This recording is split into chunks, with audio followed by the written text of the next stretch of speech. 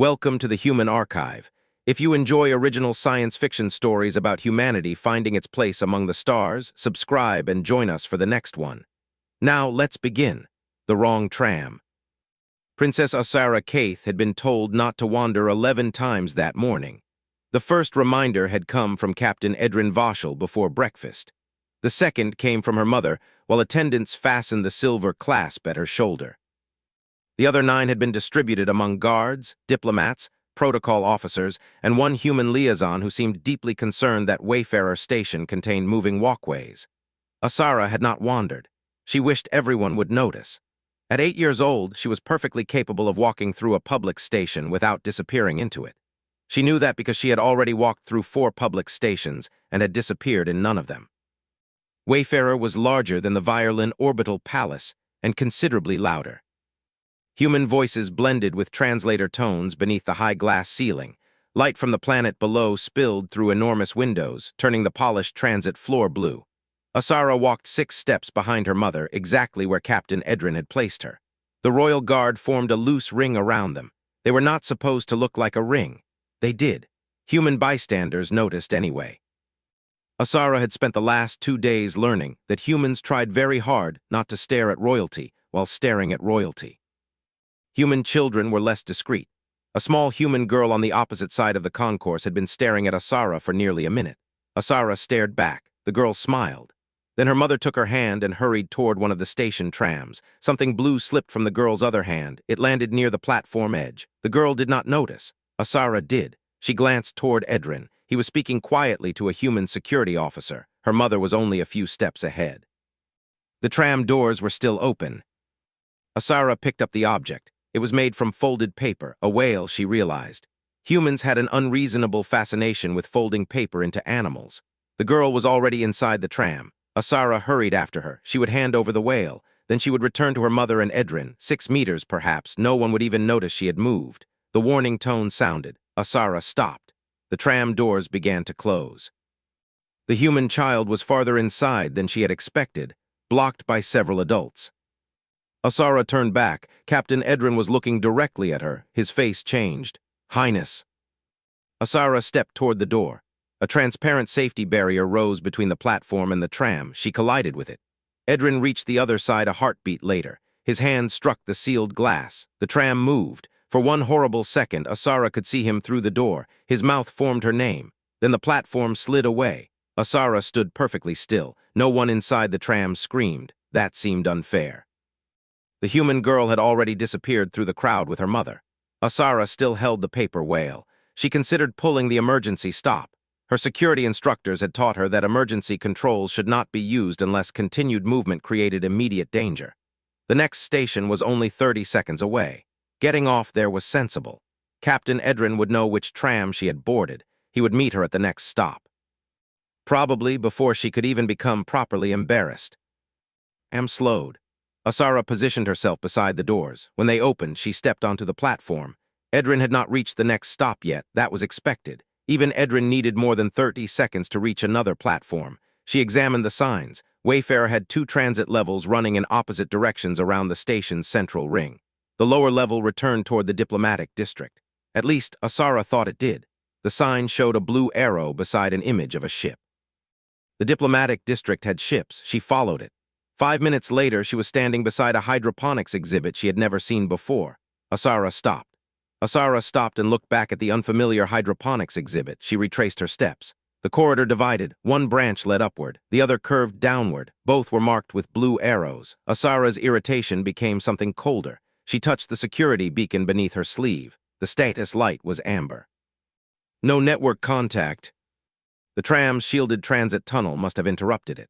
Once she reached open station space, it should reconnect. It did not.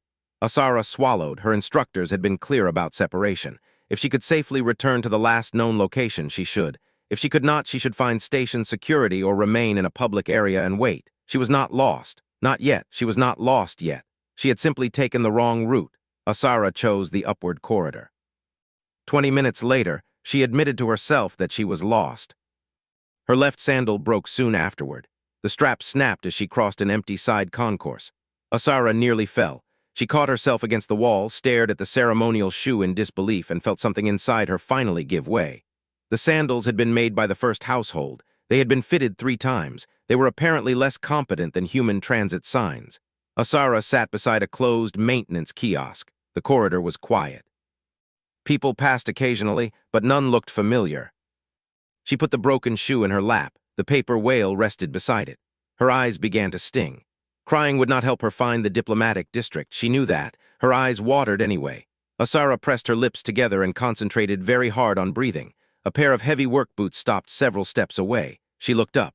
A human woman stood there wearing dark blue maintenance coveralls. A tool pouch hung from her belt.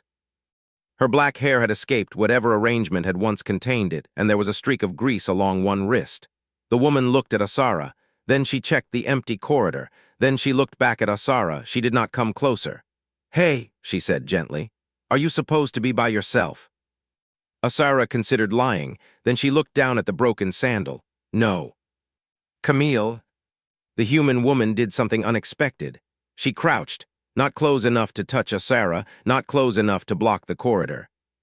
She simply lowered herself until they were nearer the same height. "My name's Camille," she said. "Camille Edrin, I work transit maintenance." Camille had spent 12 years on Wayfarer's transit crews, long enough to know that a confused passenger was usually safer staying put than following a well-meaning stranger through 3 more corridors. She tapped the station emblem on her coveralls. Ysara examined it. It looked legitimate. It only meant the uniform might be real. "I am Ysara." "All right, Ysara." The woman did not ask for another name. That surprised Ysara.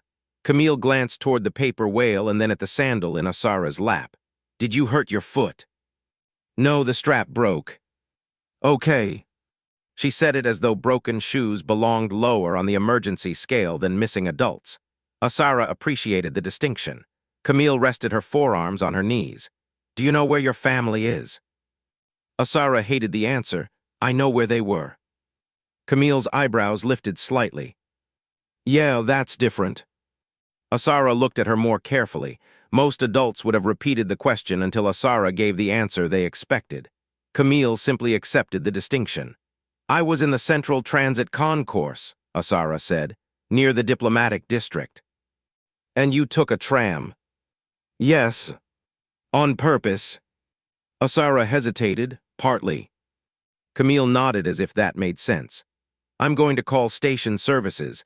I'll tell them I found a separated child, but I won't broadcast your location publicly." "Is that okay?" Ysara knew enough security procedure to understand why that mattered. "Yes." Camille touched the communicator on her wrist. Her voice changed slightly when she spoke to station control. Not colder exactly, more precise. "Transit maintenance during employee 714. I have a separated minor at South Auxiliary Concourse 12 near maintenance kiosk 4. Virellan, I think. First name Ysara. No visible injury. Broken shoe. I'm staying with her." She listened. "Copy will remain here." The call ended. Ysara frowned. "That is all." "For now." "You did not tell them to hurry." "They're hurrying." "You sounded calm." Camille smiled a little. "People tend to hear you better that way." Ysara considered this. Captain Edrin also became calmer when things were worse. The resemblance to Edrin's emergency voice did not make Ysara feel better. Camille stood slowly. "There's a water dispenser there. Are you thirsty?" "Yes." Camille took 2 steps toward it, then stopped. She looked at the species menu. After a few seconds, she crouched beside the dispenser and began reading. Ysara waited. Camille looked back. "Do Virellan's drink standard station water?" "Yes." "Same mineral range?" Ysara blinked. "I do not know." "Then I'm not guessing." Ysara laughed before she could stop herself. It was small. She covered it immediately. Camille pretended not to notice. She scrolled through the dispenser profile until the station confirmed Virellan compatibility. Only then did she fill a cup and set it on the floor halfway between them rather than handing it directly to Ysara. Ysara picked it up. "You are cautious." "My sister says I overthink things." "Does she?" "Constantly." "Is she correct?"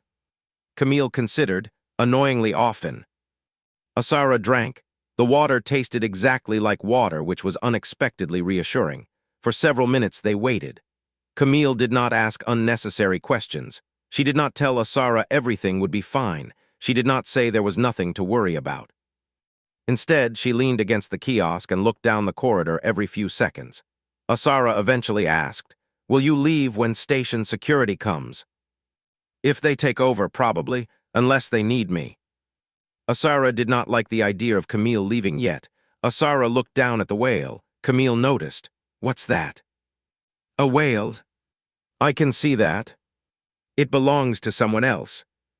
Ysara waited for the obvious question. Camille did not ask it. Footsteps approached from the far end of the concourse. A woman in a green station jacket appeared, walking quickly without running. Camille straightened. "That'll be family safety." Ysara gripped the paper whale tighter. Camille saw that too. "She'll show you her credentials before we go anywhere." The human officer stopped several steps away. "My name is Leona Perrin. I work with Wayfarer Family Safety." She held out her badge so Ysara could see it. Camille pointed toward a public terminal. "You can check it yourself if you want." Ysara looked from one human to the other. Then she stood. "Show me how." Maintenance cleared. The badge was valid. Ysara waited for the terminal to confirm the badge before moving. Ysara touched the terminal confirmation with one finger and watched the green symbol appear beside Officer Perrin's photograph. Perrin did not seem offended by the delay. "Good enough?" she asked. "Yes." "Then let's get you somewhere quieter." Ysara took one step. Her broken sandal folded beneath her foot.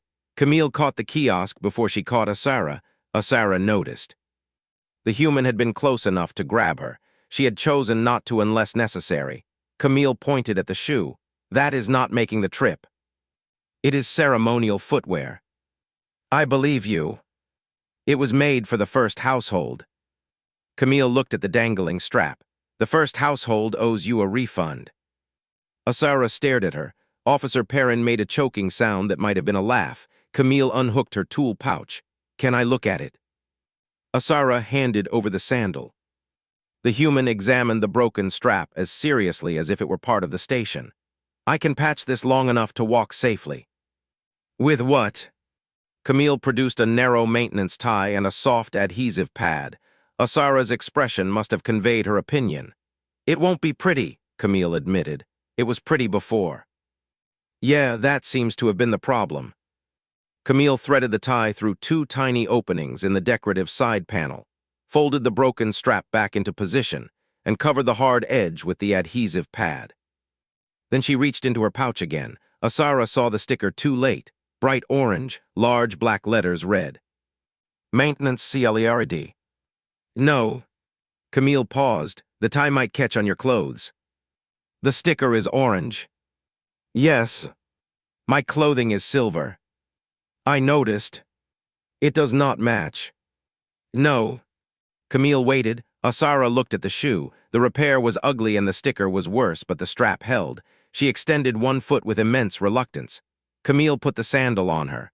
Ysara took 3 steps. It worked. She looked down at the orange square blazing against royal silver. "This is temporary." "Absolutely." Ysara decided not to ask how temporary. The family room was one level above the concourse. Ysara expected an office. Instead, Officer Perrin opened a door into a quiet room painted in warm colors. A low table sat near the center with drawing paper stacked beside several styluses. A blanket had been folded over the back of one chair.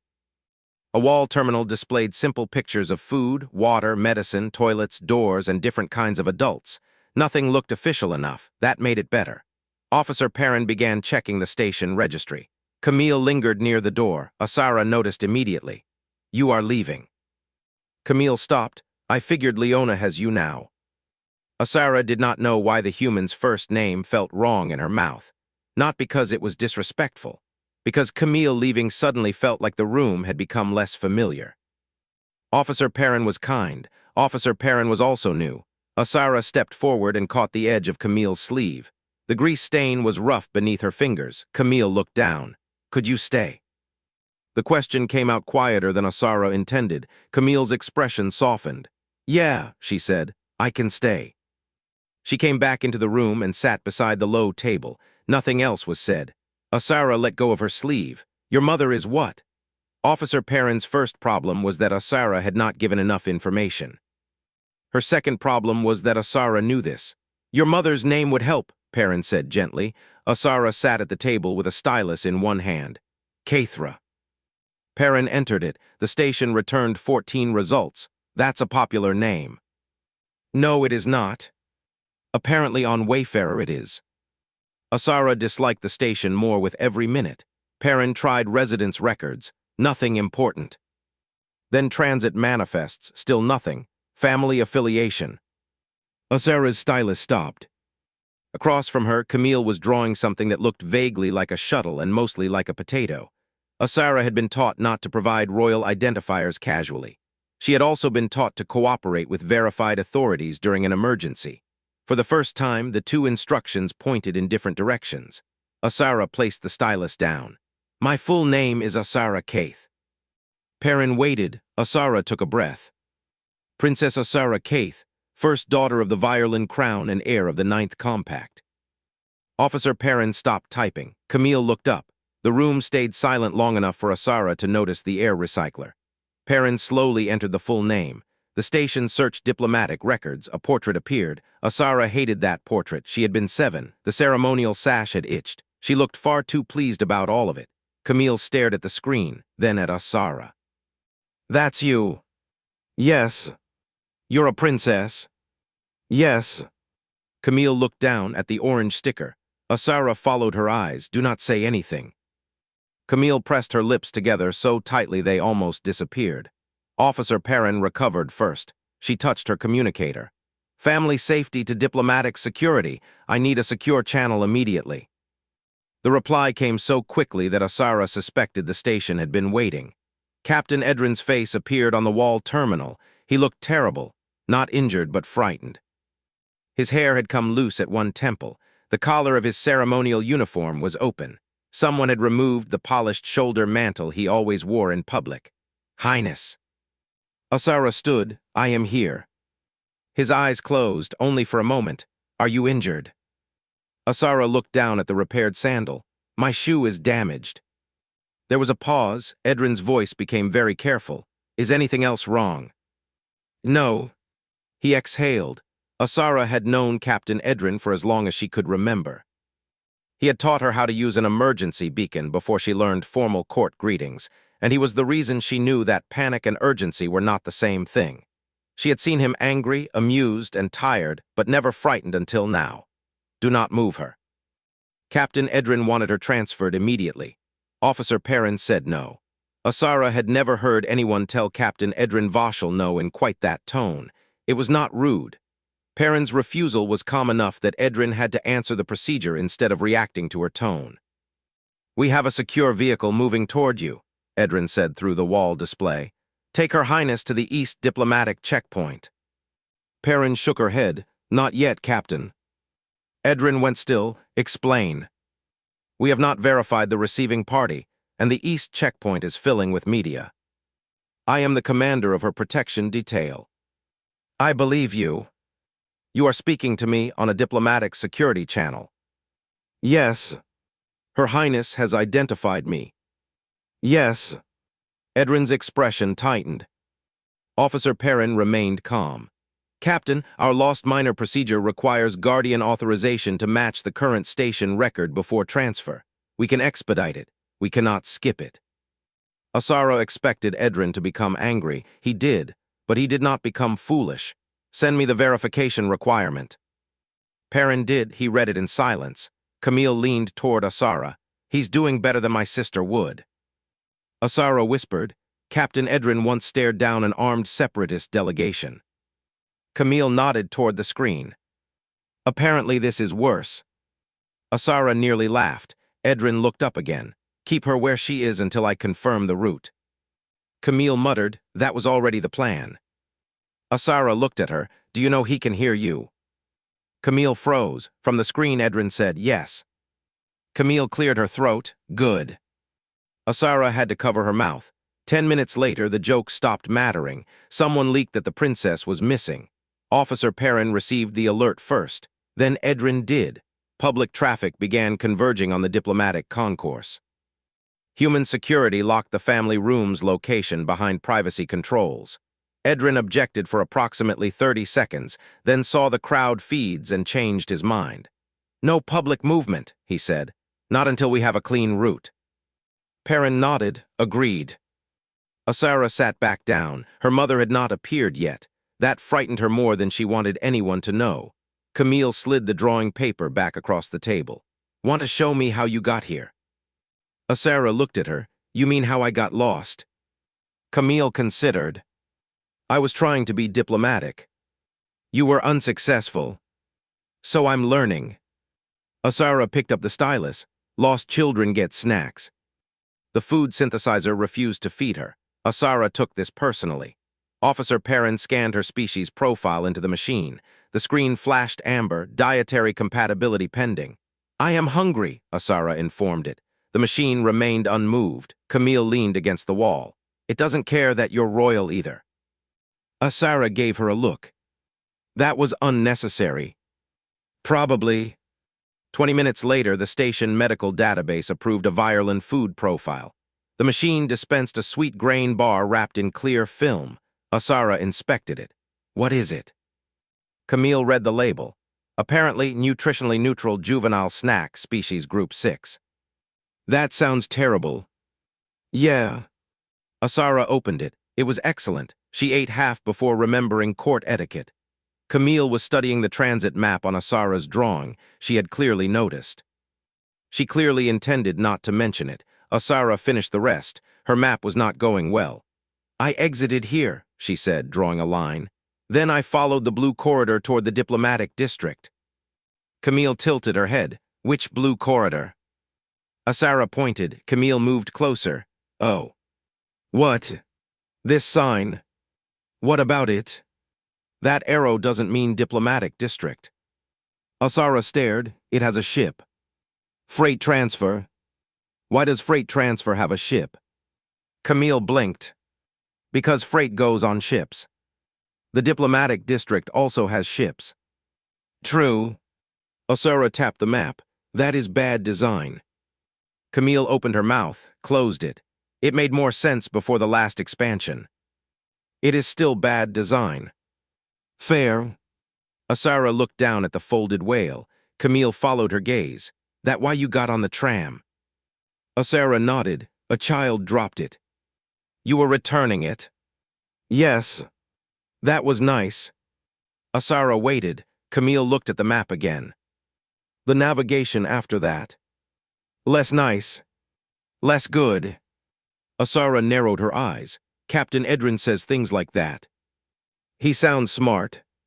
"He will be unbearable if I tell him." Camille smiled. Then after a moment she said, "My nephew got lost once." Ysara looked up. "Humans get lost?" "Constantly." "I thought your stations were designed for humans." "Which makes it more embarrassing." Camille rested her arms on the table. "My sister took her boys to an aquarium when they were little." She looked away for maybe 6 minutes. "What happened?" "They found him in the gift shop." "Was he frightened?" "No, he was wearing a shark hat he had not paid for." Ysara pictured this. The laugh escaped before she could stop it. Camille began laughing too. "What happened to him?" "My sister paid for the hat." "That seems like rewarding poor behavior." "She agrees." Ysara laughed harder.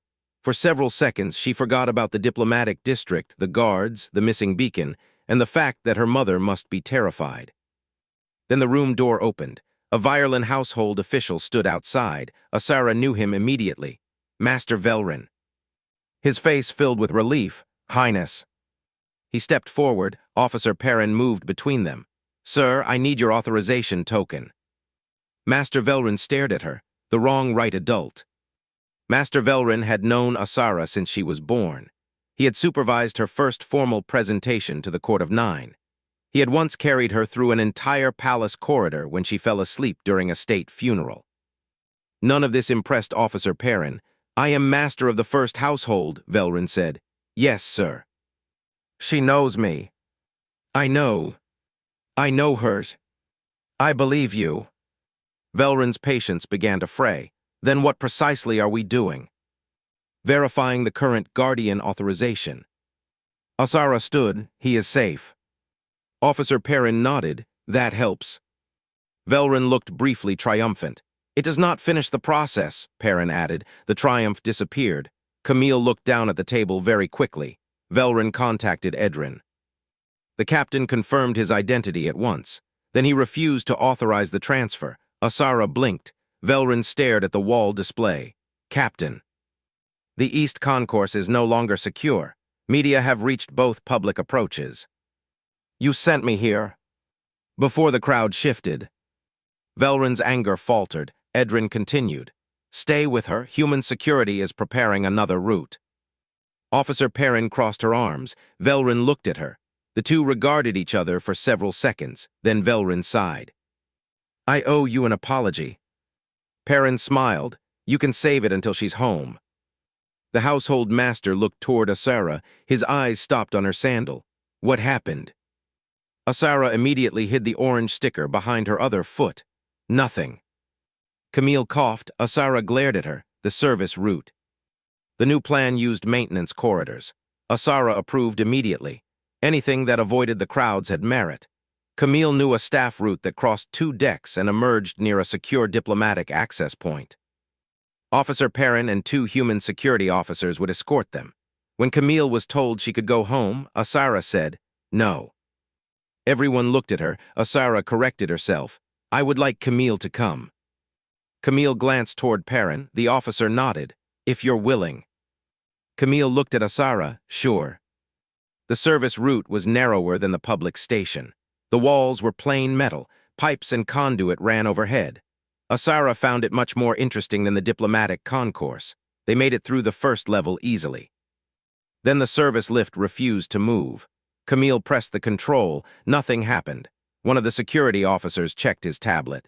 The diplomatic lockdown froze destination logic. Camille sighed. Of course it did. She knelt beside the access panel and opened it with a tool from her pouch. Ysara crouched beside her. Is it broken? No. It is not moving. It's confused. Machines are not supposed to become confused. Camille looked at her. You haven't met enough machines. She contacted station control, confirmed that the shaft was clear, then pulled a recessed mechanical release. The lift shuddered. Ysara's eyes widened. What does that do? Lets us use the emergency route without asking the computer where it thinks we belong. Why does it have that? Camille closed the panel.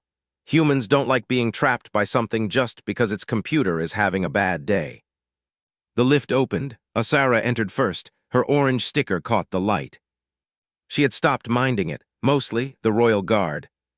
They met the Royal Guard halfway through the service corridor. 6 Virellan guards rounded the corner. Captain Edrin was in front. His ceremonial coat was gone. His sidearm was drawn, though held low. Ysara had never been so happy to see him. Edrin. He stopped, something crossed his face. Then he began moving toward her. Camille's hand tightened around Ysara's. The human security officer stepped forward and raised one palm. Captain, verification first. Edrin stopped again. The corridor became very quiet. I am Captain Edrin Vashel. Yes, sir, I need the authorization token. Edrin stared at the human. Ysara knew that stare. It had made ambassadors reconsider entire sentences. The security officer did not move. Then Edrin looked past him, at Ysara. She had stepped partly behind Camille. She had not meant to, but the corridor was narrow and 6 armed guards had arrived quickly, and suddenly all their armor looked larger than it ever had inside the palace. Edrin saw her. He lowered his weapon.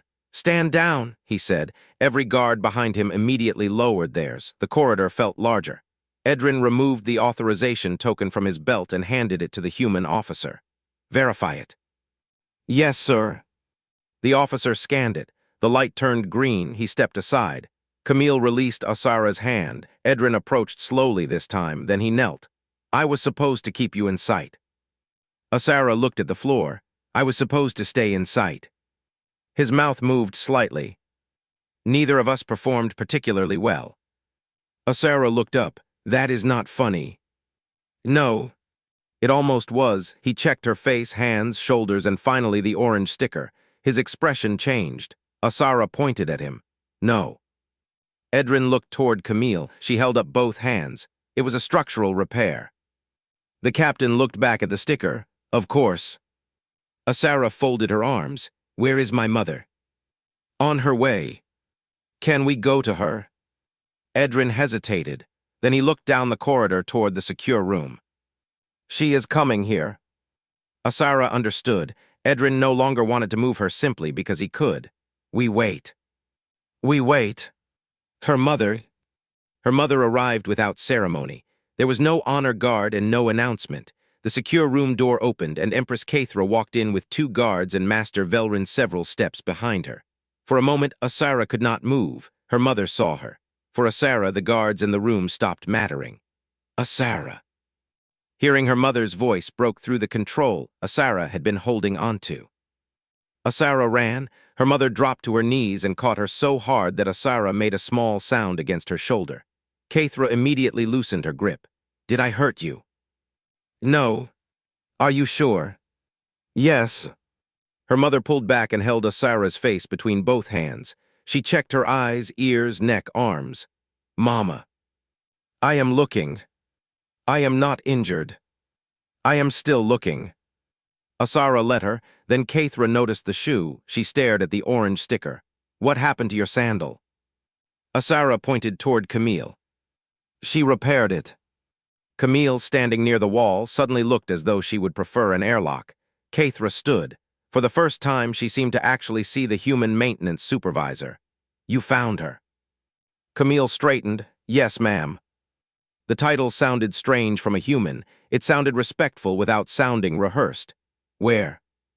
South Auxiliary Concourse 12. She was sitting beside a maintenance kiosk. Alone? Yes, ma'am. Caithra's hand tightened around Ysara's. When did you know who she was?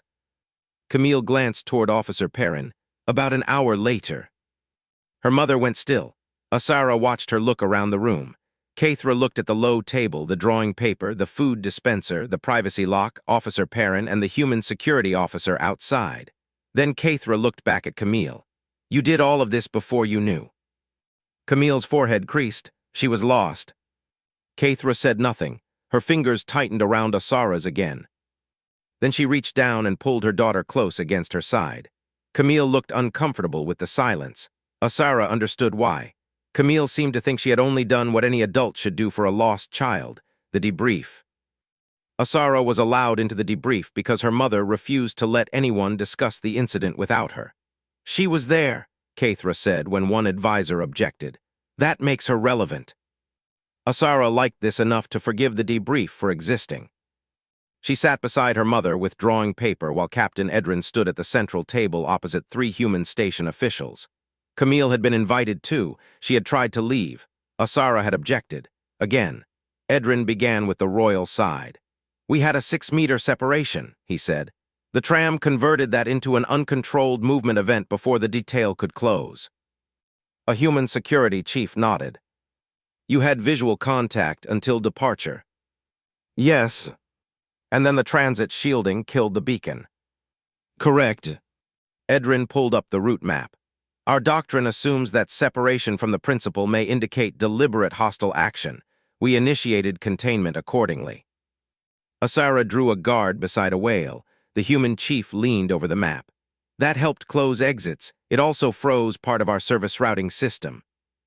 Camille raised one hand slightly, which is why the lift stopped. Edrin nodded. I am aware. He sounded unhappy about it.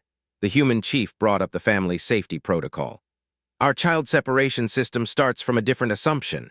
Most missing children are not abducted. They walk through the wrong door, board the wrong tram, follow somebody they know, or lose sight of an adult. Ysara drew another guard. Camille noticed. How many guards are you putting around that whale? As many as necessary. Seems excessive. Ysara added one more. Across the table, Edrin asked, Can we have your training package? The human chief looked surprised. All of it. Yes. For royal protection. For separation response. Edrin folded his hands behind his back. We are well prepared to retrieve a protected principal from hostile custody. We are less prepared for an 8-year-old who boards public transit to return stationary. Ysara looked up. It was a whale. Edrin looked at her. Yes, Highness. Several adults around the table tried not to laugh. One of the human officers cleared his throat. We can share the training package. Edrin nodded. In return, we will provide the independent beacon integration data. Your staff spent too long establishing her diplomatic identity. The human chief winced. Agreed. Ysara looked at her mother. Caithra was listening carefully. Caithra was neither defensive nor embarrassed. She was listening. Ysara returned to her drawing. By the time the meeting ended, the whale had 12 guards. Camille counted. I feel safer already. The whale. Mika Belrose was 7 years old and had no idea how many people had been involved in finding her paper whale. Station staff located her family through transit records and the Earth-Ocean exhibit. Mika's mother brought her to a private meeting room the next morning. Royal security searched the room first. Human station security checked the corridor. Captain Edrin personally examined the emergency exits. Mika watched all of this. Then she looked at Ysara. Are they always like this? Ysara considered. Worse today. She held out the paper whale. Mika's eyes widened. My whale. You dropped it. At the tram. Yes. Mika took it carefully, then she looked at the guards. My mom says you got lost because of this. Ysara straightened. I was attempting to return it. Mika accepted the distinction. My mom also says you're a princess. Yes. Do princesses get lost? Ysara looked toward Edrin. The captain became fascinated by the ceiling. Yes. Mika nodded. Okay. Mika accepted the answer without another question. Do you want to see the aquarium? Ysara looked at her mother. Caithra looked at Edrin. Edrin closed his eyes for a moment, then he said, yes.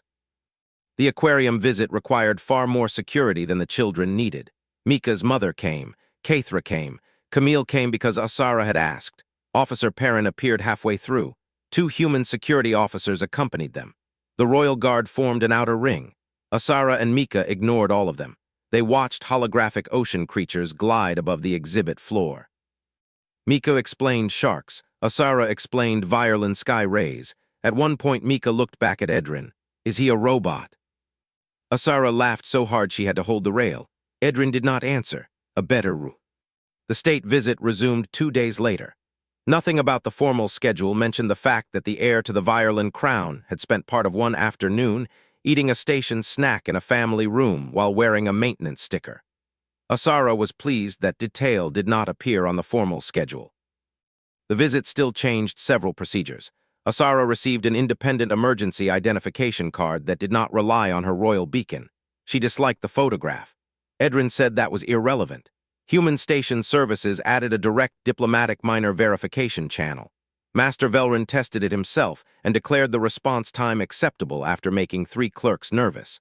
The Royal Protection Detail began planning new drills.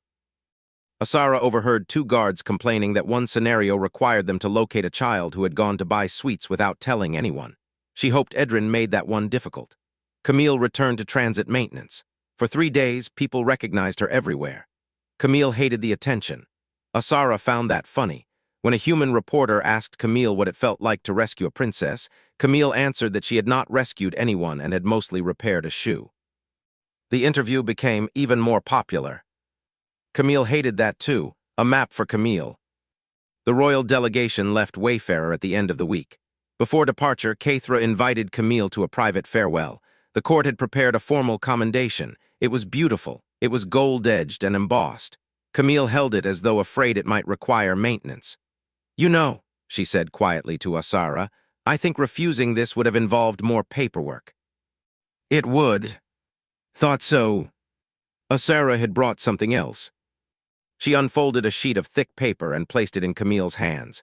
It was a map of the imperial residence. Mostly. Ysara had drawn the throne hall, east garden, schoolroom, music chamber, and 3 passages she was technically not supposed to know connected. One room had been labeled in large letters, SNACKS. Camille examined the map. Is this accurate? Mostly. That is not reassuring. Ysara pointed to a corner beside the east garden. If you get lost, stay here. Camille looked at her. You plan for me to get lost? You are visiting an alien palace. Camille considered that fair. Caithra laughed softly from behind them, then her mother stepped closer. Ms. Durin. Camille straightened. Yes, ma'am. Thank you for staying with her. Camille glanced toward Ysara. She asked. Caithra's expression changed. Only a little. She nodded. Camille folded the map carefully and put it beside the formal commendation. Ysara thought the map was better. This time I told someone. Several months later, Ysara returned to Wayfarer Station. This time she carried an independent identification card, a translator, a working beacon, and enough royal security to occupy a modest restaurant. Camille met her outside the Earth-Ocean exhibit. Mika was already there. A holographic whale drifted slowly across the ceiling above them. Ysara took one step toward the entrance, then stopped. She turned. Captain. Edrin looked down. Yes, Highness. I am going into the aquarium with Camille and Mika. Edrin waited. Ysara waited too. Finally, he said, I heard you. Satisfied, Ysara took Camille's hand. As they walked toward the exhibit, she looked up at her. See. Camille raised an eyebrow. This time I told someone.